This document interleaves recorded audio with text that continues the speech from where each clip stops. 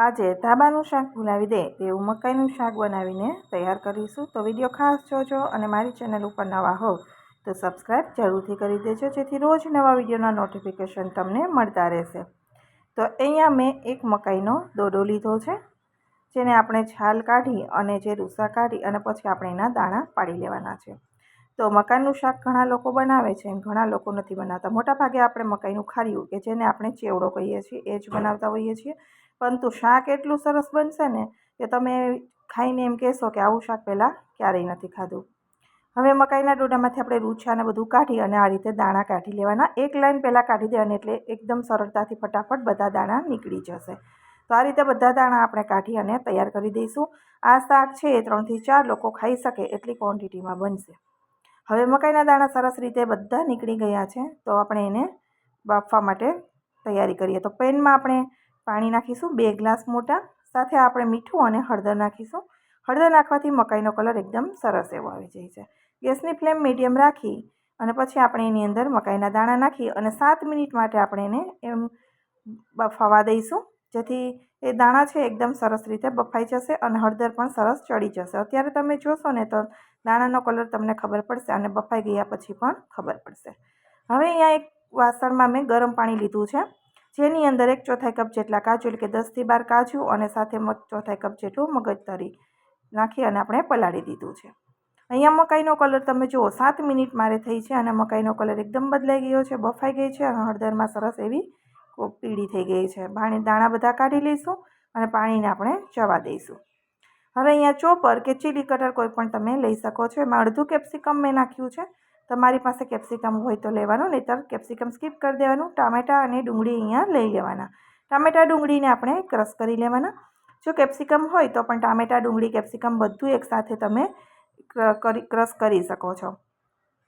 આ રીતે ચોપરમાં બધું કાઢી લીધું છે, એકદમ સરસ એવું થઈ ગયું છે. હવે અહીંયા જે કાજુ આપણે પલાળીને રાખ્યા હતા એને 10 થી 12 મિનિટ માટે ગરમ પાણીમાં રાખીશું. ત્યાર પછી પાણી કાઢી અને બધું મિક્સર જારની અંદર આપણે નાખી દેવાનું છે. કાજુની પીસવાની સાથે આપણે 1/4 કપ જેટલું દૂધ અને 1 ચમચી ઘરની મલાઈ નાખી છે અને આપણે એની પેસ્ટ બનાવી અને તૈયાર કરી દઈશું, જેથી સ્વાદ એકદમ સરસ એવો આવશે. તમારી પાસે ક્રીમ નથી તો પણ દૂધની મલાઈ નાખશો ને એટલે બહુ સરસ એવું શાક ક્રીમી બનીને તૈયાર થશે. તો અહીંયા સરસ મજાનું આપણું કાજુનું પેસ્ટ બનીને તૈયાર થઈ ગઈ છે. કાજુની પેસ્ટને આપણે સાઈડમાં રાખી દઈશું અને હવે આપણે શાકની વઘારની તૈયારી કરીએ. તો અહીંયા ઘરનું બટર મેં લીધું છે, તમારી પાસે અમૂલનું બટર હોય તો પણ ચાલે. ચપટી એવી હિંગ નાખી દઈશું અને આપણે સાથે મકાઈના દાણા નાખી દઈશું. મકાઈના દાણાને આપણે બટર સાથે સાતળવાના છે માખણમાં, જેથી સુગંધ એકદમ બહુ મસ્ત એવી આવશે. અને આ બટર સાથે સાતળેલા દાણા તમે બાળકોને આમ જ મરીનો આછો પાવડર અને મીઠું ભભરાવીને પણ દઈ શકો છો અને આમ જ ખાશે ને તો પણ એનો ટેસ્ટ એકદમ સરસ એવો આવે છે અને શાકમાં પણ ખૂબ સરસ લાગે છે. 3 મિનિટ જેવું આપણે ગેસની ફ્લેમ મીડિયમ રાખી માખણમાં સાતળી લેવાનું.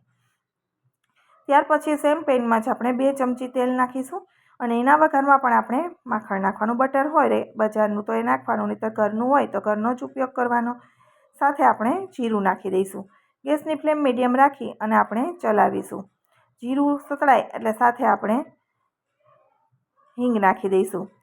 તો અહીંયા તમે જોઈ શકો છો બટર છે એકદમ મેલ્ટ થઈ ગયું છે, ઘી જેવું થઈ ગયું છે. અને હવે આપણે હિંગ અને આદુ મરચાંની પેસ્ટ નાખીએ છીએ. તમને લસણ પસંદ હોય તો આદુ મરચાં લસણ ત્રણેયને ટીચી અને તમે અહીંયા લઈ શકો છો. પહેલાં આપણે આદુ મરચાંને સાતળી લઈશું. ત્યાર પછી આપણે ક્રશ કરેલા કેપ્સિકમ અને ટામેટાં નાખી દઈશું. તો નાખી અને આપણે ફરી મિક્સ કરી દઈશું સરસ રીતે. 2 થી 3 મિનિટ જેવું ચલાવવાનું, જેથી સરસ એવું મિક્સ થઈ જાય. તો અહીંયા આપણે મિક્સ થઈ ગયું છે. હવે આપણે એની અંદર મસાલા કરીશું. મસાલામાં આપણે હળદર, તીખાશ જોઈએ એ પ્રમાણે લાલ મરચું લેવાનું, સાથે આ ધાણા જીરું અને સ્વાદ પ્રમાણે મીઠું નાખીશું. મિક્સ કરી દઈશું અને હવે આપણે ટામેટાને મિક્સ કરી અને પછી એને કૂક કરવાના છે. તો સરસ રીતે એમાંથી તેલ છૂટું પડે અને ટમેટું છે એ ગળી જાય ત્યાં સુધી આપણે એને પકાવવાનું છે. કવર કરી 3 મિનિટ જેવું આપણે એને રાખીશું. 3 થી 4 મિનિટમાં સરસ ટમેટું છે એ ગળી જશે અને તેલ પણ છૂટું થઈ જશે. અને હવે થોડું ઘણું ટમેટું મેં હોય આખું તો એને ચમચાથી આપણે આ રીતે મેશ કરી દેવાનું, એટલે એકદમ સરસ એવી ગ્રેવી બનીને તૈયાર થઈ જશે. તેલ સરસ છૂટું થઈ ગયું છે. તો આપણે એની અંદર હવે કાજુની જે પેસ્ટ બનાવીને રાખી છે એ નાખી દઈશું. કાજુની પેસ્ટને આપણે મિક્સ કરી દઈશું. કાજુની પેસ્ટ નાખીએ ત્યારે ગેસની ફ્લેમ લો ટુ મીડિયમ વચ્ચે થોડી ધીમી કરી દેવાની છે, જેથી કરીને નીચે બેસે નહીં અને બળે નહીં. હવે આપણે જે મિક્સર જાર છે એમાં 1 કપ જેટલું પાણી સમાય એમ છે, તે પાણી આપણે અંદર નાખી દઈશું ગ્રેવી માટે. હજી આપણે મકાઈ બધા મસાલા પણ કરવાના છે. હવે અહીંયા મેં પંજાબી ગ્રેવીનો રેડીમેડ મસાલો જે બજારમાં મળે છે એ લીધો છે. એ ના હોય તો તમે અહીંયા કિચન કિંગ મસાલો પણ નાખી શકો, જેનો ટેસ્ટ પણ એકદમ સરસ એવો આવે છે. મસાલો સરસ મિક્સ કરી અને આપણે નાખી દઈશું મકાઈ. મકાઈ નાખી ફરી આપણે એને મિક્સ કરી દઈશું. હવે ગેસની ફ્લેમ છે લો ટુ મીડિયમ વચ્ચે જ રાખીશું અને કવર કરી 6 થી 7 મિનિટ માટે આપણે એને ચડવા દેવાનું છે. વચ્ચે એકાદી વાર ચલાવી દેવાનું, જેનાથી નીચે ગ્રેવી છે એ બેસે નહીં. તો અહીંયા વચ્ચે મેં 2 વખત ચલાવ્યું હતું અને તેલ એકદમ સરસ રીતે ઉપર છૂટું થઈ ગયું છે, તમે જોઈ શકો છો. અને શાકનો કલર પણ સરસ એવો આવી ગયો છે. તો હવે આપણું શાક છે એ રેડી થઈ ગયું છે અને જોઈને જ તમને એમ થાય કે ખાવાનું મન થઈ જાય એવું ક્રીમી એકદમ સરસ શાક તૈયાર થયું છે. હવે સાથે આપણે અહીંયા નાખીશું કસૂરી મેથી, જેથી આપણને પંજાબી શાક જેવો જ ટેસ્ટ આપણને આવશે. કસૂરી મેથી મિક્સ કરી દઈએ, થોડા લીલા ધાણા નાખી દઈશું. એને પણ આપણે હવે મિક્સ કરી દઈએ. તો આપણું શાક હવે બનીને તૈયાર થઈ ગયું છે. અને લાસ્ટમાં જો તમારે પનીર નાખવું હોય તો ગ્રેટ કરીને અહીંયા તમે પનીર પણ નાખી શકો છો. મેં એક ચીઝની ક્યુબ લીધી છે, ચીઝ નાખું છું. ઓપ્શનલ છે, તમારે નાખવું હોય તો નાખવાનું, નહીં તો એમ જ ખાશો ને તો પણ શાક એકદમ સરસ લાગશે. ચીઝને આપણે ગ્રેટ કરી દઈશું અને મિક્સ કરી દઈશું. હવે તો આપણું એકદમ મસ્ત મજાનું શાક બનીને તૈયાર થઈ ગયું છે. તો મકાઈનું શાક તમે ક્યારેય બનાવ્યું હશે, પણ તો આ રીતે એકવાર જરૂરથી ટ્રાય કરજો. તમારું શાક તમે બજારના શાક ભૂલી જાઓ ને એવું સરસ બનીને તૈયાર થશે.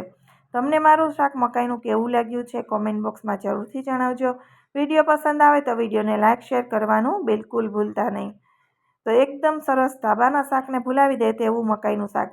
અને જો એકવાર તમે આ રીતે મકાઈનું શાક બનાવશો ને તો તમે દર વખતે મકાઈ લઈ આવશો અને આ રીતે શાક બનાવશો. એટલું સરસ બનીને તૈયાર થાય છે અને જોતાં જ તમને એવું લાગશે કે ખાવાનું મન થશે, એટલું ક્રીમી અને સરસ એવું બનીને તૈયાર થાય છે. ફરી મળીશું નવા વિડીયો સાથે. આવજો.